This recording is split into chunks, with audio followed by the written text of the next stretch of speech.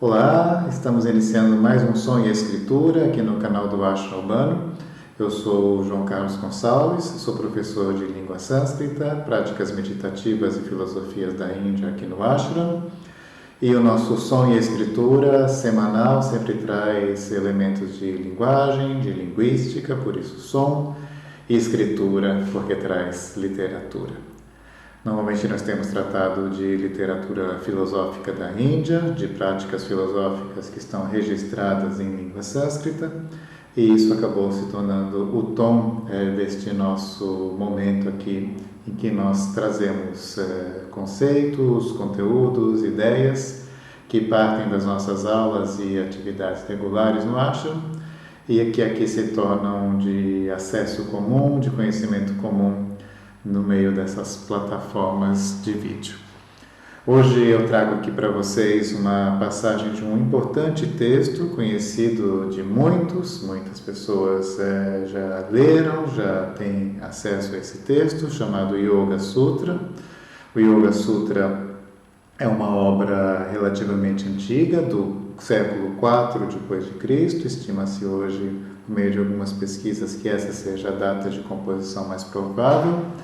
Já foi datado de 2 a.C., já foi datado de 2 depois de Cristo, entre outros momentos históricos. Hoje, ao que tudo indica, parece ser de 4 depois de Cristo, aproximadamente. Para quem conhece tecnicamente a literatura e a história da Índia, sabe que esses desvios de datas não são incomuns. Pelo contrário, são a regra. Isso não significa que a gente deva partir do princípio de que os textos sejam indatáveis e de que a gente possa, então, trazer datas mirabolantes do tipo uma obra como essa, se tratada como 2000 a.C., e coisas que acontecem no nosso meio e que acabam parecendo verdade, de tanto que são repetidas, mas que não resistem ao estudo histórico, à pesquisa e à documentação. Entre outras coisas, nós temos então de nos preocupar com isso, que é trazer um pouco de substância a esse conhecimento, que sempre é muito bem-vindo, que é sempre muito bem pesquisado dentro de vários contextos acadêmicos, dentro de vários centros e universidades do mundo afora. E nós precisamos estar sempre em contato com essas pesquisas para que nós possamos ter acesso a algum material de qualidade e que tenha embasamento e que possa ser compartilhado de maneira decente com a sociedade. Nós estamos aqui então tratando deste texto, dessa obra, o Yoga Sutra, atribuído a uma pessoa, uma figura de nome Patanjali.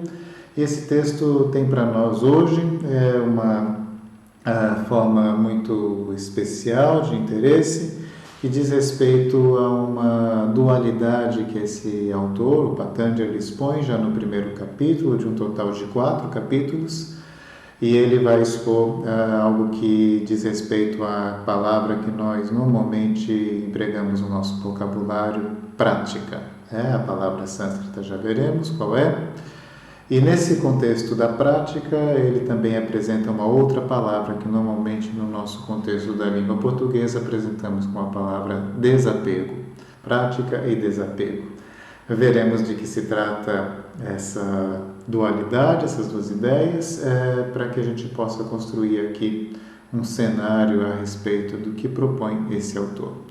Sempre gosto de lembrar, especialmente nesse contexto das aulas abertas, do som e escritura, que nós estamos num contexto de aulas que são rápidas, que duram 10, 20, às vezes até 40 minutos, e que trazem alguns pontos, alguns elementos que são de interesse comum, mas que nós devemos sempre ter muita atenção para o fato de que todo esse universo com o qual nós lidamos aqui é um universo bastante abrangente, bastante amplo e precisa ser estudado na sua devida especificidade, na sua devida particularidade. Explico.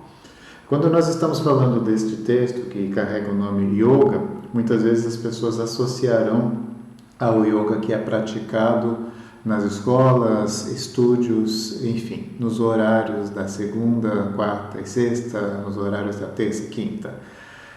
De fato, esse texto tem sido um texto muito apresentado dentro dos cursos que formam professoras e professores de yoga, mas isso não significa que este texto contenha nem a base técnica, nem a base cosmológica para esse universo de práticas. Então, nós devemos ter um certo cuidado ao elaborar conexões já muito diretas entre o nome yoga que aparece no título dessa obra e a prática de yoga tal como conhecemos atualmente.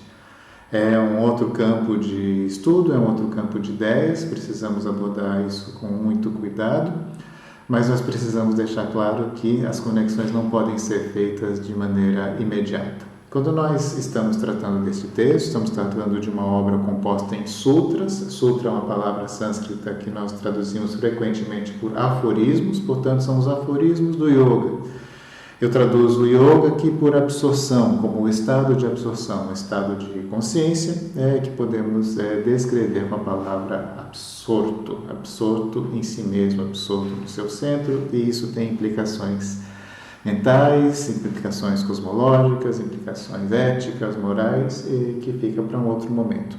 Abrirei aqui com vocês a nossa tela em que nós temos a ideia de prática e desapego. E quero ler com vocês apenas este sutra, na verdade este e os que vão além dele, para que a gente possa construir aqui a ideia desta aula. Rapidamente lendo, nós dizemos aqui: a suspensão das atividades da mente provém da prática e do desapego. Todo mundo sabe que um texto começado na leitura aqui do número 12, precisa de algum tipo de informação, precisa de algum tipo de pressuposto. Darei esse pressuposto.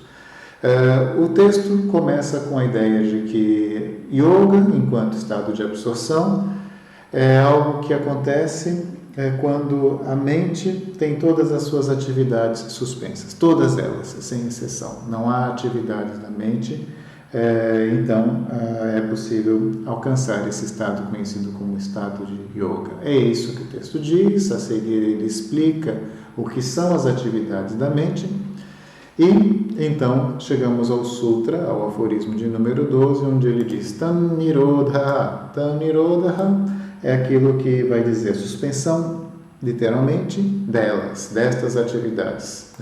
Então, como se eu tivesse aqui, na minha tradução, de colocar esses parênteses para dizer a suspensão delas, e aí as atividades é algo que explica essa palavrinha aqui, tam, que é um pronome dentro deste composto nominal, então dá nirodha, delas, tá? Sam, se a gente abrir o pronome, vrati, nam, das atividades, vrati.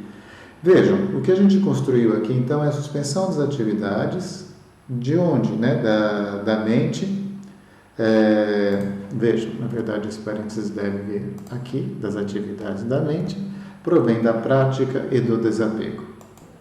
Isso significa que ele está dando aqui a receita para o que ele expôs no segundo sutra. Ele diz, no segundo sutra, no primeiro sutra, ele apresenta o conteúdo do texto, ele diz que o assunto desta obra é yoga, ensinamento a respeito do yoga, a disciplina do yoga. No segundo sutra, ele diz que a prática da suspensão das atividades mentais é alguma coisa que trará essa forma de se estabelecer no universo, por meio dessa suspensão das atividades da mente, alcança-se esse estado de absorção.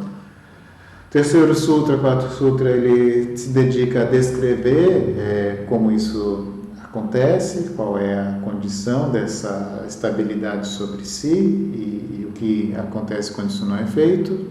Depois ele explica sobre as atividades da mente e aqui ele retoma a noção de nirodha, a noção de suspensão, e estabelece que a suspensão delas se dá por meio de abhyasa e vairagya. As palavras isoladas vocês veem aqui. Abhyasa vairagyabhyam tam nirodha. A suspensão das atividades da mente provém, abhyam, dessas duas coisas, da prática e do desapego. Vejam aqui então que eu estou interessado em compor com vocês essas duas ideias aqui, prática e desapego. Né? A primeira delas, então, a abhyasa, que eu traduzo e é convencional se traduzir por prática, né? Não é uma coisa minha, né? Mas é uma convenção, e vairagya por desapego também, ainda que haja outras possibilidades. A primeira palavra vai ser explicada, né? A prática, por tatra stitau yatnobhyasa, onde a prática é o esforço diligente que visa a estabilidade, onde a prática é o esforço que faz com que essa estabilidade no si possa acontecer. Então, quando vocês veem aqui essa palavra yatno, fora aqui desse contexto dessa frase, é yatna. Yatna é esforço, esforço diligente, zelo, é o querer fazer alguma coisa, dedicando-se a essa coisa, sem atrapalhar essa coisa. Né? Eu costumo usar como exemplo o cuidado com uma planta, o cuidado com uma horta, o cuidado com um jardim, onde nós temos de nos dedicar, nós temos de cuidar, dar a devida atenção, porém, sem jamais fazer com que essa planta, né, ela seja atrapalhada, ela seja interferida por nós. Né? Então, se nós estamos cuidando de uma planta, é necessário que nós demos a ela aquilo de que ela necessita e que nós, no nosso processo de colaborar com ela, não atrapalhemos a planta. Né? Quando eu digo isso para vocês, eu estou dizendo que a palavra yatna é esse esforço, esse cuidado, essa atenção, essa presença sobre si, que visa essa condição de estabilidade aqui em sânscrito na palavra sthiti. Sthiti está declinado aqui, vocês verão sthital. Sthital é o caso locativo que diz com relação então à estabilidade. Tatra, então, onde, né, dessas duas coisas que foram ditas anteriormente, a prática, abhyasa, né, tem essa apóstrofe aqui para marcar que caiu um A, né, esse A existe, mas ele caiu, abhyasa, yatna, é aquilo que nós vamos chamar então de esforço, de zelo, de cuidado, sthital, em relação a isso que nós chamamos então de estabilidade. De que nós estamos falando aqui? De algo que é muito importante para nós e o nosso entendimento será bem mostrado se a gente entender do que se trata a cosmologia do Patanjali, desse nosso autor aqui. A cosmologia é uma palavra que nós empregamos até o cansaço para ensinar a respeito dessas filosofias indianas antigas. A cosmologia é a logia, é o logos, é o discurso, é o estudo a respeito do cosmo. É necessário que a gente entenda como é o cosmo, ou seja, é necessário que a gente entenda de que forma ele se estrutura, quais são as substâncias presentes na estrutura do cosmo, como ele é feito, do ponto de vista, claro, dessas pessoas que estão construindo esses textos, para que nós sejamos capazes de compreender o ponto de vista delas. A cosmologia na qual nós vivemos, ou seja, o entendimento do mundo da maneira como nós temos, e isso que eu digo nós sem a menor pretensão de tratar isso como uma coisa homogênea, que todo mundo pense da mesma forma, nós sabemos que não. Não é assim, né? Há várias formas, há várias crenças que partem de ideias religiosas, que partem de ideias míticas, que partem de ideias científicas, que partem de ideias filosóficas, e nós vivemos aqui um emaranhado onde temos alguns elementos comuns que partilhamos e tentamos então viver de acordo com esses elementos comuns para que a nossa vida em sociedade possa ser minimamente satisfatória. Na maior parte das vezes isso não dá certo, né? Havendo uma série de problemas, como os problemas de opressão religiosa, problemas de colonialismo, problemas que envolvem elementos sociais históricos dos quais nós temos conhecimento, mas não precisamos trazer nesse momento aqui. No campo dos estudos indianos, nós precisamos entender que este texto parte de uma certa cosmologia, o que não significa que seja a cosmologia da Índia como um todo, que não seja a cosmologia do sânscrito, ou da literatura, ou da cultura sânscrita como um todo. É a cosmologia do Patanjali, não é a cosmologia do Tantra, não é a cosmologia do Hatha Yoga, não é a cosmologia do Vedanta, do Advaita Vedanta, o que quer que seja. É a cosmologia do Patanjali que está em questão aqui. E nós precisamos entender que para a cosmologia do Patanjali é necessário que nós nos estabeleçamos, que nós nos posicionemos naquilo que há de estável em nós e que tudo aquilo que circunda a nossa estabilidade, o nosso eixo, deve ser jogado fora. E como isso é jogado fora tecnicamente? Isso é desconstruído, percebe-se de uma certa maneira com um certo, vamos dizer assim, com um certo ato cognitivo que não é necessariamente a cognição verbal, cognição linguística, percebe-se que a natureza da nossa percepção se dá em meio a uma série de elementos que são elementos mutáveis, que são elementos que fazem parte daquilo que não é o eixo de estabilidade, a melhor definição é a definição pelos contrários, e que a nossa própria percepção ela deve ser eliminada, né? Então essa cognição que está além da percepção, ela deve notar que a nossa percepção usual, a nossa percepção comum, incluindo as atividades da mente que ele pede para suspender, que ele diz que devem ser suspensas, que diz que são um pré-requisito para a obtenção desse estado de absorção, ou de samadhi,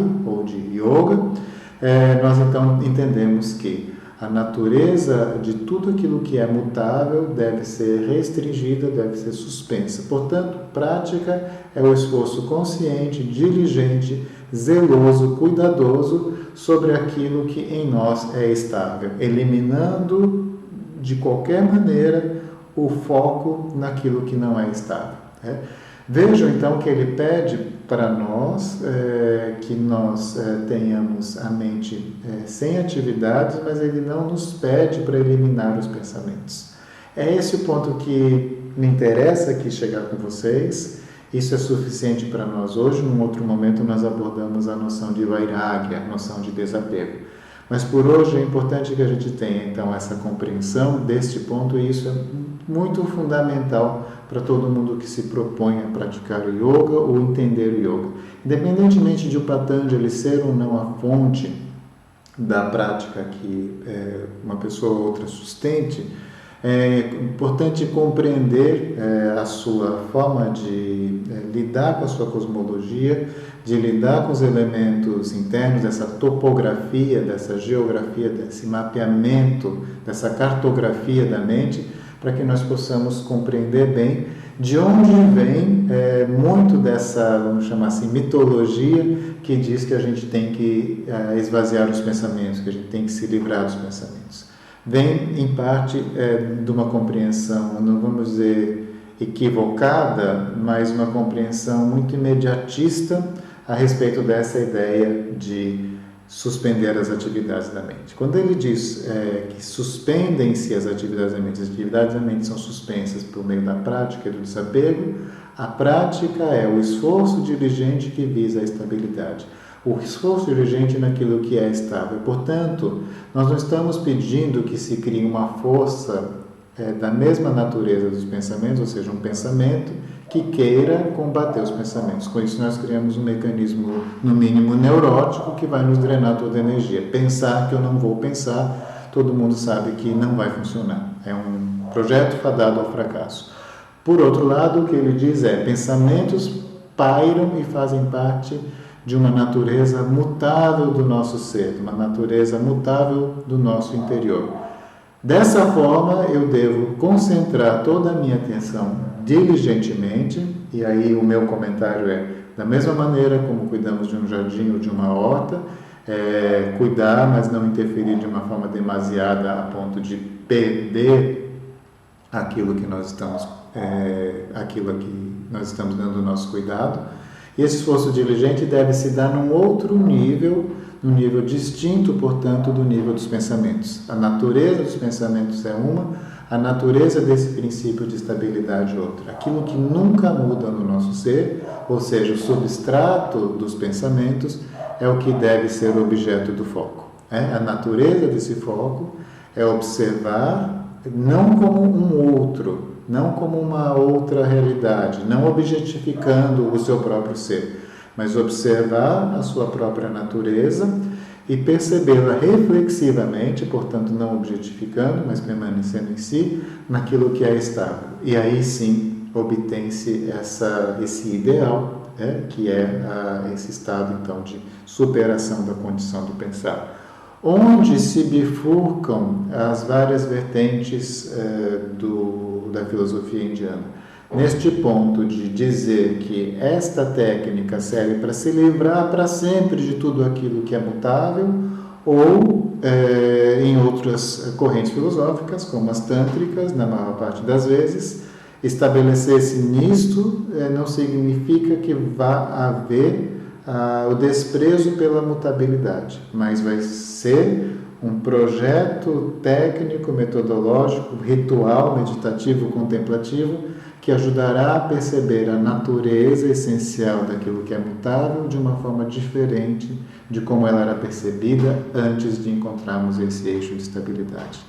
Ao encontrar esse eixo de estabilidade, percebemos que a dualidade daquilo que nos rodeia como coisas mutáveis, como objetos particulares que se modificam, portanto, têm início, duração e fim, é a mesma natureza daquilo que é essencialmente. Isso é um pensamento tântrico não dualista que precisa ser entendido num outro momento, mas é onde essas ideias se bifurcam. Onde elas coincidem, onde elas começam por uma busca por aquilo que é o imutável. A natureza imutável, essa natureza basal do ser é buscada, vamos dizer, não por todo mundo, mas por boa parte do pensamento filosófico indiano. E, a partir do encontro com essa natureza basal, alguns dirão que deve ser eliminada qualquer outra substância, seja ela ilusória ou seja ela real. Outros dirão, essa substância que emana da natureza basal, ou essa substância que dialoga com a natureza basal, deve ser integrada. Então, há práticas do discernimento e do afastamento e há práticas da integração, onde as coisas se agregam. Esse ponto é importante para nós terminarmos aqui.